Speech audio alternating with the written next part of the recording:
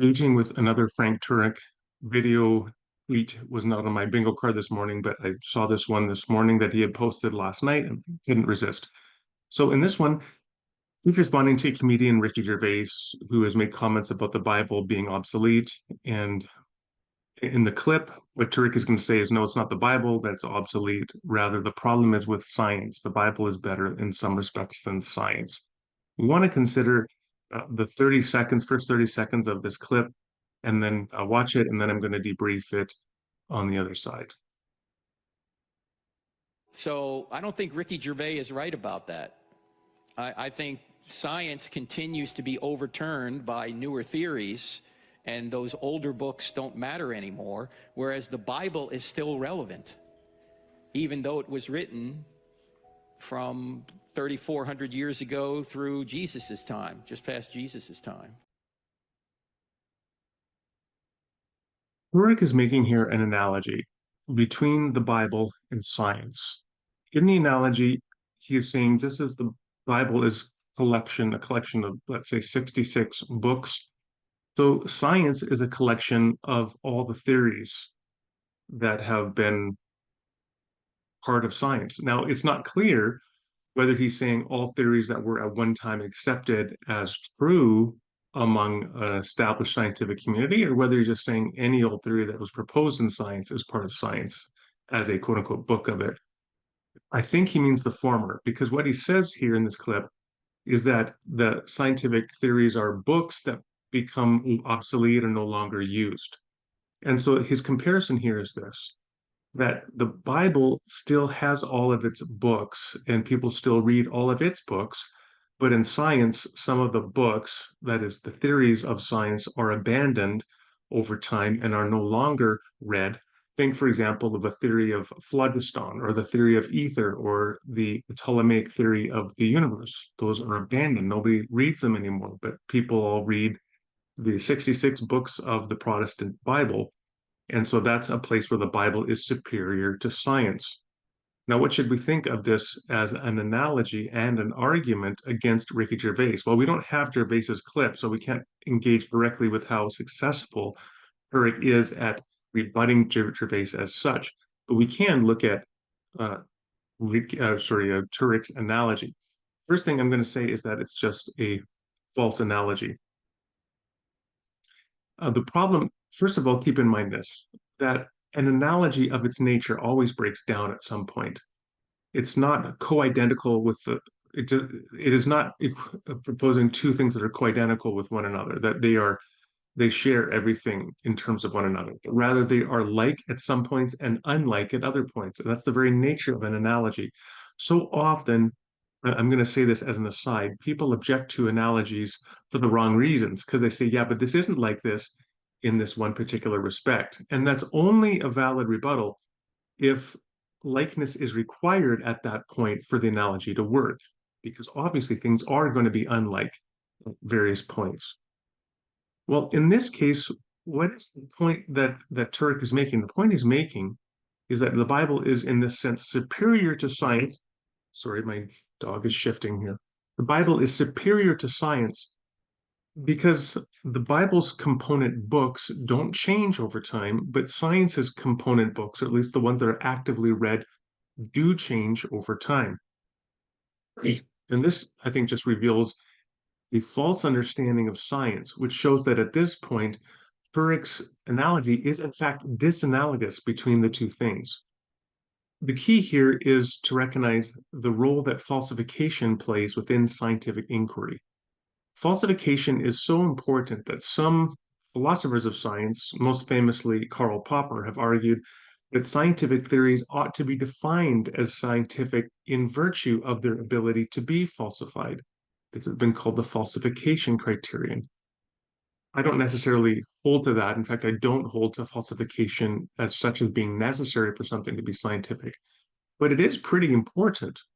So to raise to science an objection to it as being inferior to the Bible by saying some of its theories have been falsified is just a failure to understand what science is, and thus that science is at this point importantly disanalogous from the Bible. The second problem with Turek's analysis here is he engages in a fallacy of equivocation. See, he says, well, the Bible books were written from 3,400 years ago to 2,000 years ago, and nothing has changed. We still read them all today. The problem here, well, you could say the problem is, first of all, a problem of canon. What Turek is equivocating here between is the origin of writings and their recognition as part of an authoritative canon of the Bible. And that's what we have to think about. It's not in terms of science, the origin simply of when a theory was first formulated by an individual. When did that theory get elevated to become part of the canon of science, such that it became a problem in Turek's view that it was later abandoned? And of course, it can take a long time for theories to become part of established science. What Turek misses here is that the same thing is true of the Bible. The formation of canon, of a collection of recognized authoritative writings, is an enormously complex issue. F. Bruce, I forget the title of the book now. He wrote a book, great book, probably 40 years ago, on the history of canon that I read many years ago. And he really goes through how complex it was to recognize in the early church which books might be considered canon later on. For example, uh, there's no clear demarcation on specifically which books of the Old Testament, what Christians call the Old Testament, the Hebrew Scriptures, were recognized as part of canon in the early years of the church. There used to be popular reference to a Council of Yamnia in the first century. That is now widely, I believe, considered to be a historical myth. But there wasn't some specific council that identified these books as being part of the canon from the Hebrew Scriptures. In terms of the New Testament, I mean, the history of Protestant and Catholic Christianity just illustrates how issues like the Deuterocanon have continued to be a matter of debate, and up even indeed to our own day.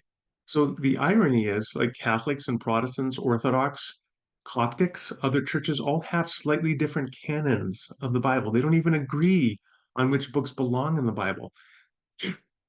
So when Turek sort of implies that there's just this one recognized list of authoritative books within Christianity, which originated between 3,400 and 2,000 years ago, and like as they were written, they were just recognized as part of the canon, is just false. The history of Christian canon is enormously complex. His analogy papers all over all of that complexity, which is certainly a relevant factor here. Third, his analogy is simply question begging.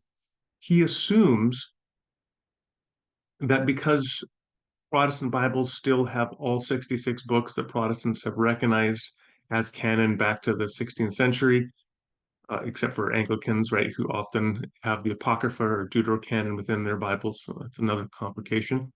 But he says, like, well, because they still have all those books, then this is somehow a benefit for the Bible versus science. But again, that's question begging because people like Gervais are going to question and are questioning the fundamental relevance of those books. So the fact that they're still published as a collection and read by some people doesn't thereby impugn to them an authority that is not enjoyed by science.